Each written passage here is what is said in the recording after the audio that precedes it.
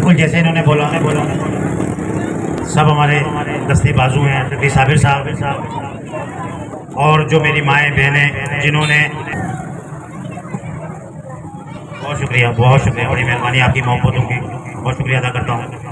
ہر انسان کا ایک زندگی کا ایک مقصد ہوتا ہے کہ اس نے اپنی زندگی کے اندر کیا کرنا ہے۔ اس مشن پہ نکلا کہ یہاں پر اس چیز کی بہت ضرورت ہے کہ لوگوں کے کام آنا، لوگوں کی تکلیفوں کو شیئر کرنا، وہ کوئی بھی معاملات ہے، کوئی بھی تکلیف ہے۔ یہی درس ہمارے نبی پاک صلی اللہ علیہ وسلم نے بھی یہ درس دیا کہ ہمیشہ انسانیت کی خدمت کرو۔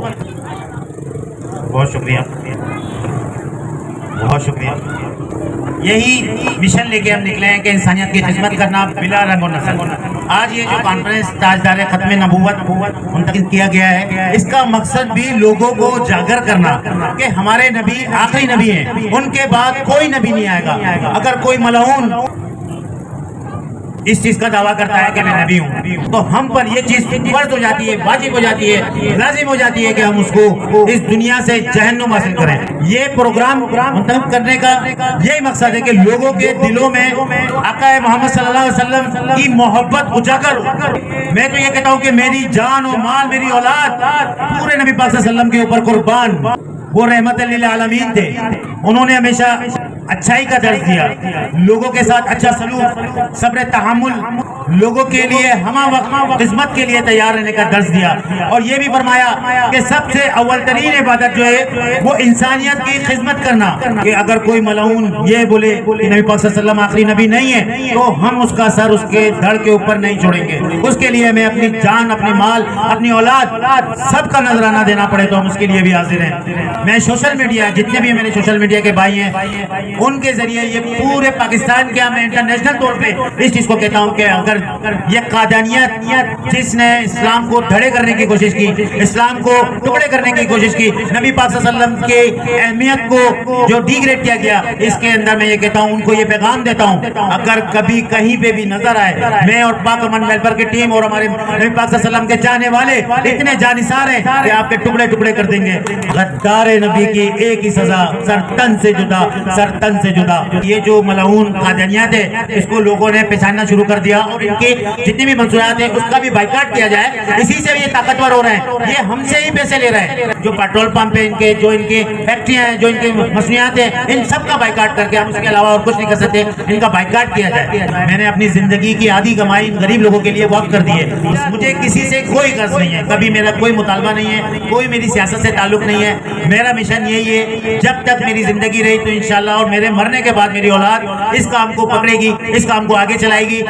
ان خواتین کے لیے فیکٹری کا بھی انشاءاللہ ان قریب میرا ابتدا ہو جائے گا، اور آسان گھر اسکیم بھی میں انشاءاللہ نکال رہا ہوں، یہ میرا ایک مشن ہے۔ اور پاک امن ویلفیئر کی جانب سے جو ہے وہ فری آف انٹر پاس بچیوں کو، لڑکیوں کو جو ہے وہ نرسنگ کا کورس کیا جا رہا ہے۔ اس کے علاوہ میڈیکل وغیرہ بھی ہماری طرف سے جو ہے وہ تقریباً فری ہے۔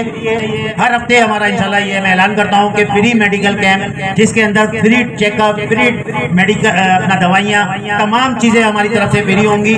اس کے لیے میڈم شازیہ سے آپ کو جو خواتین ہیں وہ رابطہ رکھیں گی، اور انشاءاللہ نومبر والے دن جو ہے وہ اجتماعی شادیوں کا بھی ہم نے یہ اعلان کیا ہے۔ جو بچیاں جن کے پاس طاقت نہیں ہے جہیز کی، جس کے پاس طاقت نہیں ہے کھانے کی، وہ تمام کی تمام نکاح بھی ہماری طرف سے ہوگا، کھانا بھی، جہیز بھی مکمل۔ اب یہ انسانیت کی بات آتی ہے تو اس کے اندر صرف تمام لوگوں کے لیے، بھلے وہ مسلم ہو یا غیر مسلم ہو، ان کے لیے وہ جانے، ان کا اللہ جانے۔ جب یہ قادیانی فتنہ اپنے عروج پر تھا تو علماء کرام نے ایک تحریک اٹھائی، اور اس تحریک کے 3 مطالبات تھے۔ پہلا مطالبہ یہ تھا کہ منکرین ختم نبوت قادیانیوں کو غیر مسلم اقلیت قرار دیا جائے۔ دوسرا مطالبہ یہ تھا کہ انہیں کلیدی عہدوں سے فارغ کیا جائے، اور تیسرا مطالبہ یہ تھا کہ اس وقت کا جو وزیر خارجہ تھا ظفر اللہ قادیانی کو برطرف کیا جائے۔ یہ 3 مطالبات تھے۔ علماء کرام نے اس وقت کے وزیر اعظم خواجہ ناظم الدین کو یہ مطالبات پیش کیے۔ خواجہ ناظم الدین نے علماء کو یہ کہہ کر واپس کر دیا کہ اگر میں تمہارے یہ مطالبات مان لوں تو امریکہ ہمیں گندم کا ایک دانہ بھی نہیں دے۔ علماء اپنی تحریک سے نہیں رکے، اور سن 1953 میں وہ تحریک چلی جو شہر شہر، گلی گلی لوگوں کے دلوں میں نبی آخر الزمان صلی اللہ علیہ وسلم کے उस मनसब उस अपनी मतबत के लिए जान देने के लिए जज्बे को उजागर करती रही। रियासत का काम ये होता है कि अपने लोगों को मारे। रियासत आवाम के जान और माल की मुहाफिज होती है, लेकिन अफसोस हमारा तारीख ना ये बताता नहीं। दीन इस्लाम के लिए, अकीदे ख़त्म नबूवत के लिए, तहफ़्फ़ुज़ नमूस रिसालत की जो कुर्बानियाँ दी है ना, वो कफन बांध के निकले हैं। उन्हें कभी अपनी औलाद की परवाह नहीं की, कभी उन्होंने अपनी सेहत की परवाह नहीं की। क़ायद मिल्लत इस्लामिया शाह बिन नूरानी रहमतुल्लाह की मज़ारिब पर अनवार पर अल्लाह तबारक व तआला करोड़ों रहमतें अता फरमाए। आप दिन भर कौमी असम्बली में अकीदे ख़त्म नबूवत की जंग लड़ते थे और रातों को अवाम उन्नास के अंदर जाकर अकीदे ख़त्म नबूवत की अहमियत बताते।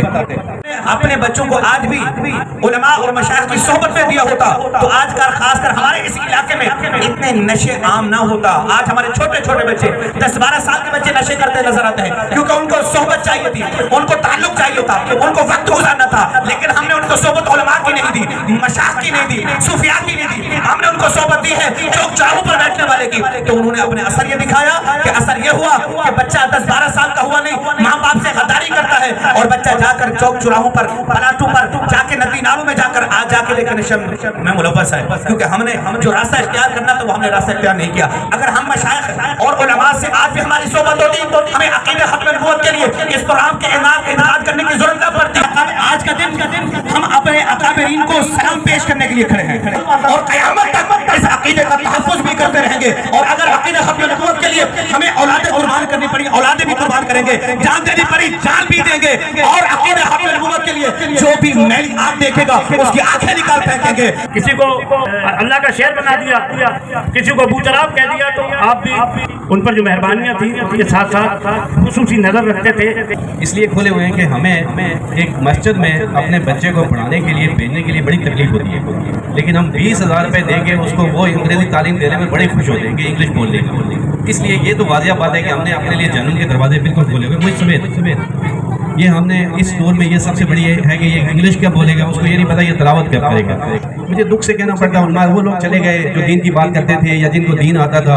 आज किसी को अगर कहें तो वो कहता है इहदिना सिरातल मुस्तकीम, आगे उसको पता ही नहीं है। इहदिना सिरातल मुस्तकीम पूरा पढ़ के लोगों को बता दूं। किसी को खातिमुन नबीय्यीन नहीं आता जो कहना तो वो हमारे हुक्मरान बन जाए, तो इससे बड़ी बदबख्ती हमारे लिए कोई नहीं है। मैं समझता हूँ कि ये हम अपने उन लोगों के पास अपने बेटों को, बच्चियों को भेज के उनसे कुफ्र करवा रहे हैं। जिनको कलमा पढ़ना नहीं आता वो हमारी मुल्क का लीडर बन गया। मैं हाथ जोड़ कर उम्मा हज़रात से भी कहता हूँ कि खुदारा पहले उनको तरबियत दे दो, पहले उनको दीन सिखा दो, फिर उनकी आके वकालत करो, फिर हमें भी अच्छा लगेगा कि अनपढ़ सा आदमी हूँ। वाले रसूलुल्लाह सल्लल्लाहु अलैहि वसल्लम मानने वाले, अल्लाह के नबी आखिरी नबी, उनके बाद अब कोई नबी आ सकता नहीं है, कोई भी किसी किस्म का नबी नहीं आ सकता। ये सबक दोहराने के लिए कासमी साहब की बुलाने और सईद साहब की बुलाने और अल्लामा हफीजुल हादिया साहब ने ये प्रोग्राम अरेंज किया है। मैं समझता हूँ ये बहुत बड़ा ऐसा इक़दाम है और जिसको जितना सराहा जाए वो कम है। इस मादी दौर के अंदर जहाँ लोग अपनी फिक्रों के अंदर मसरूफ़ हैं, उस दौर के अंदर कोई अपने नबी की फ़िक्र के लिए सोच लेकर बैठा हो, दीनी सोच लेकर बैठा हो आपके फ़ायदे के लिए, कि आपके दिमाग में ये बात बिठाई जाए कि मेरे नबी से मेरा रिश्ता कल भी था और आज भी है। अल्लाह पाक हम सबको सरकार अलैहिस्सलाम की हुर्मत पर मर मिटने की तौफीक अता फरमाए। आप सल्लल्लाहु अलैहि वसल्लम ने फरमाया कि मैं आखिरी नबी हूँ, मेरे अलावा कोई और नबी नहीं आएगा।